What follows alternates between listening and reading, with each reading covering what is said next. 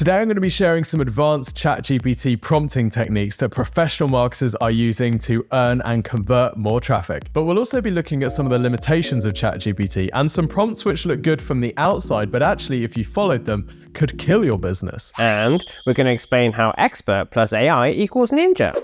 Moz and SparkToro founder Rand Fishkin recently said, "What we can say for certain is this: if your content isn't better than what AI can produce, it's not worth making." Ouch. Which means you don't want to be just throwing in some basic prompts, getting basic content out of ChatGPT and then publishing it. Otherwise, at best, you'll just sound like everyone else. At worst, it could do real damage to your business or brand. Our content team at Exposure Ninja has been using AI for years now, and we found that the key to getting decent output is by using great prompting, expert human intervention, and then a layer of finessing and editing to make sure that your content actually stands out. This is particularly true for ChatGPT. Remember, what you get out of ChatGPT is only as good as what you put in. A basic prompt is going to get you very basic output. An advanced prompt is going to get you much better output. And an expert will know if the result is a smash or pass. ChatGPT is just a tool after all, not a magic marketing wizard. There are loads of template prompts out there that marketers can use, some good, some bad. We're going to be sharing our favorite and also a formula that you can use for writing your own marketing prompts. Start by explaining the task, be clear, and then explain the goal. For example, if you just throw in a task like, "Please can you write me an intro paragraph for a blog post about mortgages," you're gonna get really generic garbage, total dross. But if you provide the task with the goal, "I want you to write an intro paragraph for a blog post about mortgages aimed at first-time buyers," which creates excitement and draws the reader in while creating a curiosity gap, you're gonna get much better output. But we can take this further. SEO speaker, author, and consultant Aleda Solis builds on the task and goal thing by creating a formula called the 5 W's and the H. For each prompt, you want to be clear about what the task is, where the content is going to be used, how it should be formatted, so the language that you use, the tone, structure, length, constraints, who the target audience is, why you want to use it, aka the goal, and when it's going to be used. Although you may only use this bit for some types of content, for example, if you're creating Google ads that are going to run during a holiday period. Using this framework, we can take this blog post introduction from being just okay to being a springboard to creating a much better introduction. So what's the expected task? I want you to create an intro paragraph for a blog post about mortgages. Where is it going to be used? This is going to be used as one article in a series of informational guides. How? This is the format, length, language, tone, etc., which creates excitement and draws the reader in. And by the way, be careful here because ChatGPT tends to overreact for this sort of prompt, so you might have to dial it down a bit later on. Who is the target audience? This is aimed at first-time buyers.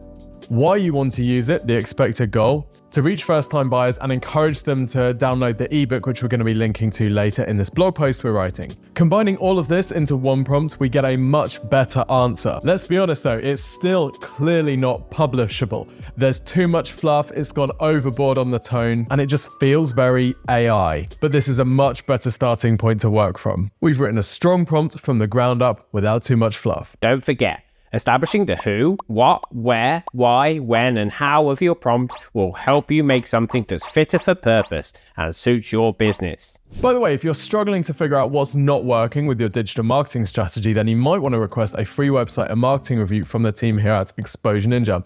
We'll take a look at your digital marketing and your website and your competitors, and we'll map you out your 6 to 12 month priorities that you should be following in order to increase the volume of leads and sales that you're generating through your website. Just go to exposureninja.com/review or click the link in the description today.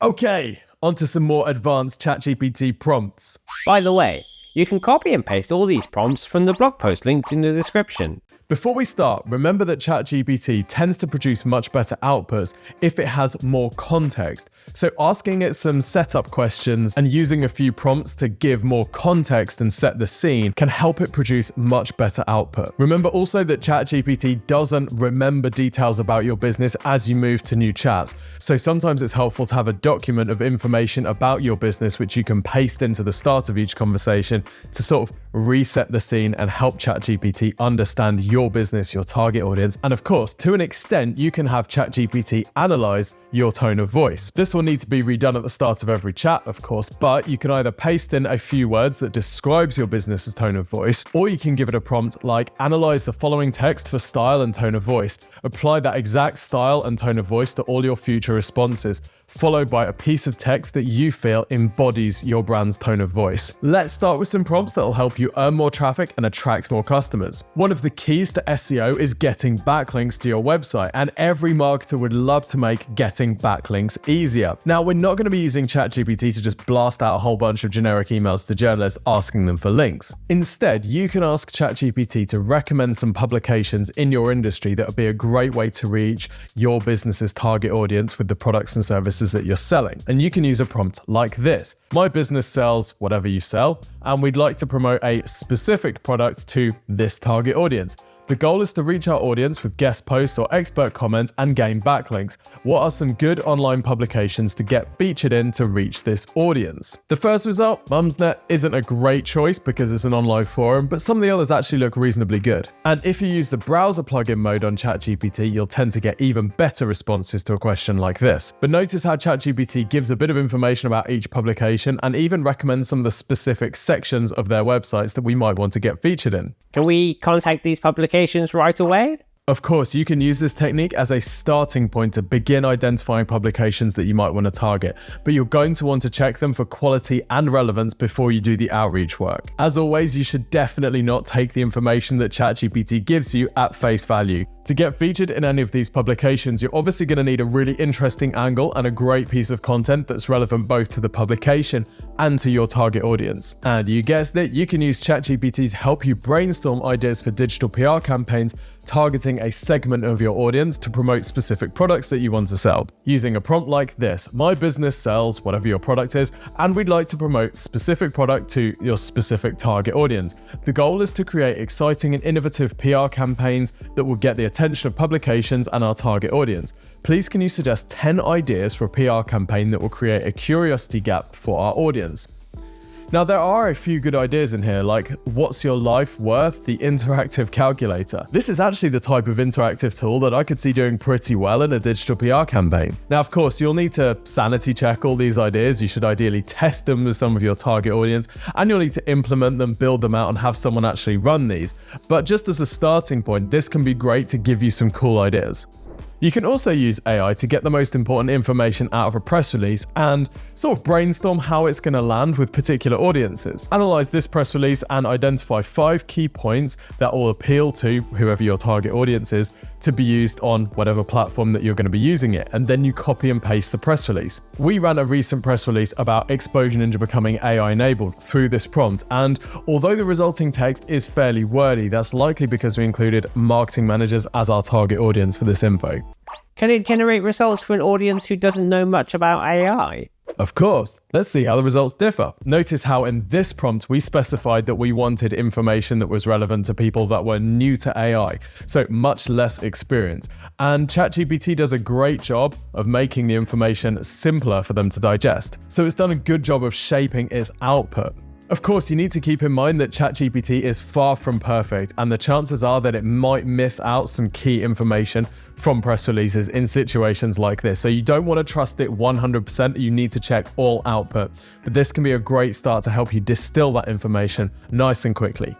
We know it's easy to generate basic product and category page descriptions using ChatGPT, but we ninjas ain't about the basic. We're about that high revenue life. Say that you wanted to generate more useful, search-focused product and category descriptions. Well, you could use this prompt as a starting point. Notice how, whilst we've given it some context here, the detail that it gives in these products and descriptions could be improved further if we gave it even more information about the business it was writing about. Write a product description for the name of the product, for the target audience, and try using the tone of voice to attract customers. Now, what ChatGPT has produced is a start. We'll of course want to tinker with it, adapt it, tweak it, make sure it completely matches our brand. For example, the AI has decided that we want to focus on inclusivity first, or we might want to focus on the eco-credentials first. So we might need to switch around these paragraphs, and we'll need to play with this and edit it as well. We wouldn't recommend publishing any just straight out of ChatGPT content on your website because it does tend to read a bit generic. Notice that it's even made up a name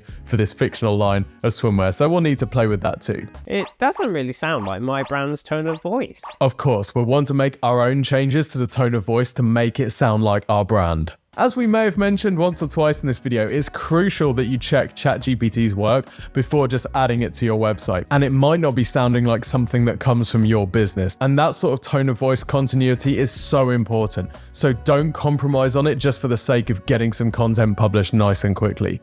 Another way you can use ChatGPT is to create FAQ sections for your website that answer the questions customers are asking in search. This advanced prompt will help you build an FAQ section which has these search engine results pages and rich results guidelines in mind. Create a list of X frequently asked questions about whatever keyword that you're targeting and provide answers for each one of them, considering the SERP and rich result guidelines. Most of the questions and answers it's come up with here are a good start, but of course we'll want to pick and choose and refine these a bit further.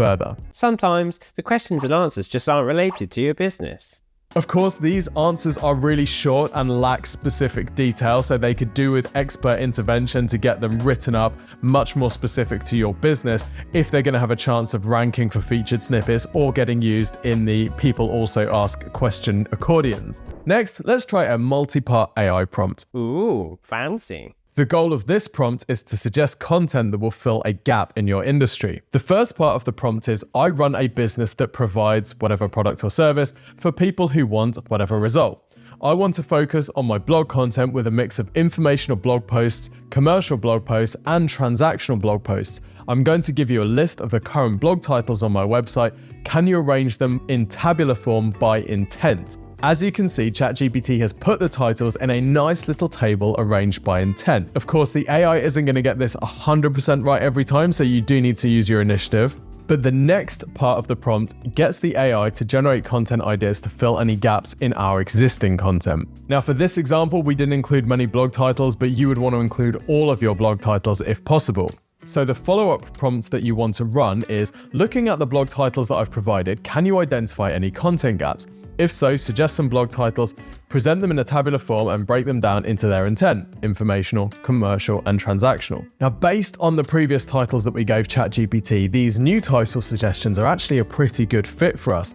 Of course, we could take this further by asking it to create more titles in one particular area of intent. Let's say that we wanted to target more commercial search terms. We could get it to produce more commercial search blog titles. And then, of course, we could work with it to create blog outlines and eventually even draft the blog posts for these titles. Remember, these titles will only work for the intent ChatGPT has suggested if the blog you write is optimized for that intent. Not only can we use ChatGPT to identify content gaps, but we can also use it to help us create a curiosity gap in our audience's mind. Mind control. It's kind of like clickbait, but in a good way. An example of the prompt here would be, write 10 blog titles, subject lines, headlines, social media threads, ad headlines, etc., with a curiosity gap that discusses whatever topic you want to cover. We went down the blog topic route and it suggested some curiosity-inducing titles. With some adjustments, these titles could work pretty well if you want to get some curiosity clicks. And by the way, for comparison's sake, here are the blog titles it produced when we asked the same prompt but without mentioning the curiosity gap. Now, these aren't awful titles by any means, but you can see the impact of adding that prompt about curiosity gap and how that has changed the output for the better. You look ready for another two-part prompt? Of course we are. This prompt will help you create an AIDA for your product or service. AIDA is a type of marketing funnel, and it stands for awareness, interest, desire, and action. Part 1 focuses on the basics. Write an AIDA for the following products that highlights its USPs. product, and then give the product, USPs, and give the USPs. ChatGPT split the AIDA into its relevant sections, attention, interest, desire, action, and gave a paragraph of copy for each stage of this funnel. It's still pretty basic though. So we'll use the second part of this prompt to get more specific ideas that we should create through each part of the funnel. Make sure that you include that in the prompt, otherwise it's just going to give you the different content types, not specific content ideas for each type.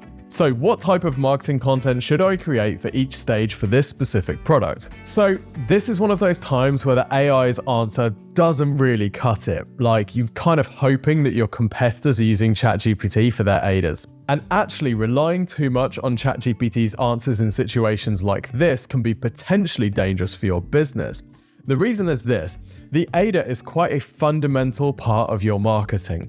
And whilst ChatGPT can produce convincing answers for these sorts of questions, it's doing so without the specific understanding of your business, your customers, and where your product fits in. It hasn't interviewed your customers. It hasn't looked at what your competitors are doing. So therefore, the answers aren't specific to your business. It's doing its best with the general knowledge that it has, but that makes this sort of output fairly generic and means it'll be very difficult to compete with an experienced marketer that has done this work and actually spoken to customers, people inside the business, sales team, and has taken all of that knowledge to produce something that is much more tailored.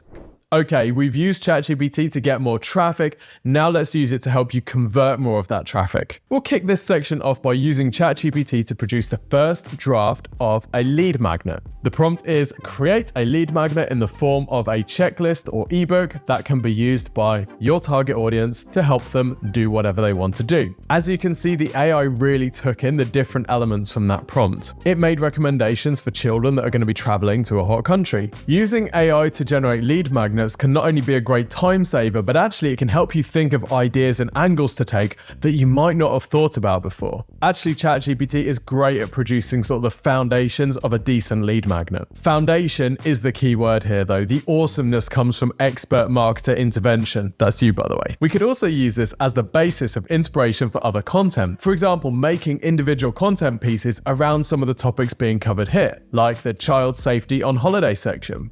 CTAs are a crucial part of the conversion stage in any marketing campaign. Without a good CTA, there ain't no results. AI prompts can help you create advanced calls to action that make your audience want to click. For example, give me 10 CTA ideas for my new product aimed at my target audience to be used in ads, homepage, product page, whatever it's going to be going.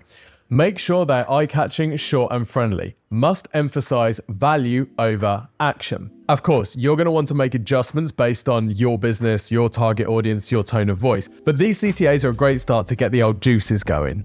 Now, another advanced use of AI that we've seen has been to flesh out buyer personas. For example, let's say you know a little bit about your target customers, but you want to create a much more detailed buyer persona. Well, ChatGPT will be very willing to help you do this. Here's the prompt. Hey ChatGPT, here is our buyer persona.